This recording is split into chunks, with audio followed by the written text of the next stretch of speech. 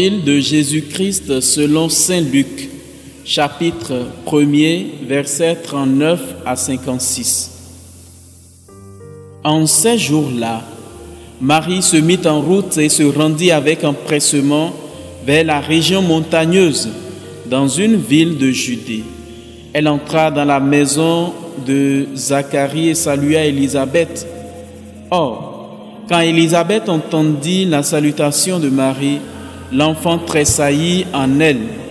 Alors Élisabeth fut remplie d'Esprit Saint et s'écria d'une voix forte: Tu es bénie entre toutes les femmes, et le fruit de tes entrailles est béni. D'où m'est-il donné que la mère de mon Seigneur vienne jusqu'à moi? Car lorsque tes paroles de salutation sont parvenues à mes oreilles, l'enfant a tressailli d'allégresse en moi. Heureuse celle qui a cru à l'accomplissement des paroles qui lui furent dites de la part du Seigneur. Marie dit alors: Mon âme exalte le Seigneur, exulte mon esprit en Dieu mon Sauveur. Il s'est penché sur son humble servante. Désormais, tous les âges me diront bienheureuse. Le Puissant fit pour moi des merveilles, saint est son nom. Sa miséricorde s'étend d'âge en âge sur ceux qui le craignent. Déployant la force de son bras, il disperse les superbes. Il renverse les puissants de leur trône, il élève les humbles. Il comble de bien les affamés, renvoie les riches les mains vides. Il relève Israël son serviteur, il se souvient de son amour, de la promesse faite à nos pères en faveur d'Abraham et de sa race à jamais. Marie resta avec Élisabeth environ 3 mois, puis elle s'en retourna chez elle. Acclamons la parole de Dieu.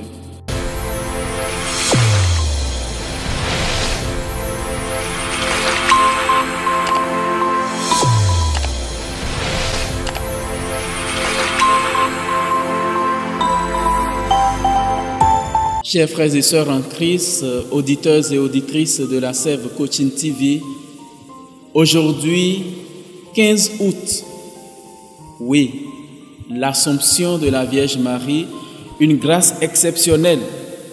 Cette année, nous la célébrons un dimanche, la solennité de Marie montée au ciel dans son corps et dans son âme. C'est le contenu du dogme que nous célébrons aujourd'hui. Et nous voudrions souhaiter déjà bonne fête de l'Assomption à chacun et à tous. La fête de l'Assomption de la Vierge Marie, en effet, découle de sa maternité divine. L'Immaculée, Mère de Dieu, au terme de sa vie terrestre, a été élevée en corps et en âme à la gloire du ciel, tel que l'a défini le pape Pie XII en 1950. La promulgation de ce dogme est quelque chose d'essentiel pour l'Église. Et en tant que mère de Jésus, Marie n'a pas connu la dégradation de la chair. Souvenons-nous que depuis sa conception, Marie a été préservée du péché originel. Et donc, la fête, sinon la solennité de l'Assomption, est la logique qui découle du fait que Marie, en tant que mère de Dieu, a été aussi conçue sans péché, sans le péché originel. Et dans la péricope évangélique que nous venons d'écouter, nous voyons cette Marie, mère de Jésus, dans sa simplicité, dans sa spontanéité, rendre visite à Élisabeth, sa cousine. Et lorsque les 2 femmes se rencontrent, elles exultent de joie. Et leurs enfants, contenus dans leur sein, Jésus et Jean le Baptiste, se saluent aussi et tressaillent dans le sein de leurs mères respectives. Et alors, Marie laisse déborder sa joie et s'exclame: mon âme exalte le Seigneur, exulte mon esprit en Dieu mon Sauveur. Oui, le Magnificat, c'est l'une des plus belles hymnes que Marie nous laisse pour la méditation de ce jour.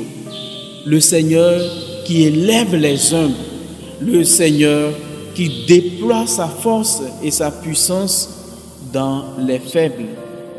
Oui, Dieu est le Dieu des miracles, mais aussi est le Dieu des faibles, est le Dieu qui laisse ou élève tous ceux qui se font humbles, tous ceux qui s'humilient.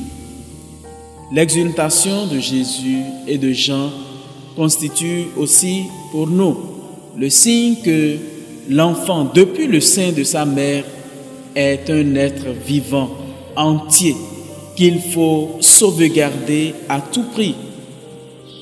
Oui, la joie de ce jour est la joie de tous les jours, et que par la grâce de Dieu, chacune de nos rencontres avec Jésus soit pour nous source de joie, que chacune de nos rencontres avec Marie soit pour nous source d'exultation, et qu'un jour nous vivions dans la félicité éternelle avec notre Mère du ciel, Marie.